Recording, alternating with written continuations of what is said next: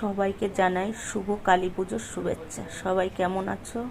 আমি আগের থেকে অনেকটাই সুস্থর পথে। তো আজ চতুর্দশী, আমাদের নিয়ম আছে চতুর্দশীতে 14 শাক খেয়ে 14 পুরুষের উদ্দেশ্যে 14 প্রদীপ নিবেদন করতে হবে, 14 পুরুষের আত্মার শান্তি কামনা করে। তো এখানে আমার বৌমা, মানে বড় ছেলের বউ আর আমার ছোট ছেলে দুজনে মিলে দেখো প্রদীপগুলো কত সুন্দরভাবে সাজিয়ে নিয়েছে। একে একে যেখানে যেখানে দেওয়ার নিয়ম আছে, যেমন তুলসী মন্দিরে দরজার দুপাশে, তারপরে যে রাস্তা দিয়ে ঢুকতে হয় সেখানে দিতে হবে, তারপরে জলাশয়ে বা নলকূপ বাড়ির যাই থাক সেখানে দিতে হবে। তো ওরা একে একে সব সাজিয়ে দিচ্ছে। তোমাদের যদি এই ভিডিওটা ভালো লাগে অবশ্যই লাইক কমেন্ট শেয়ার করতে ভুলবে না।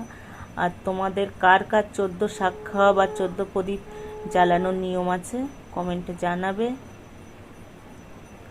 এইটুকুই বলার ছিল, বেশি কথা বলতে পারছি না, খুব কষ্ট হচ্ছে। সবাই ভালো থেকো, সুস্থ থেকো, কালী পুজো ভালোভাবে এনজয় করো।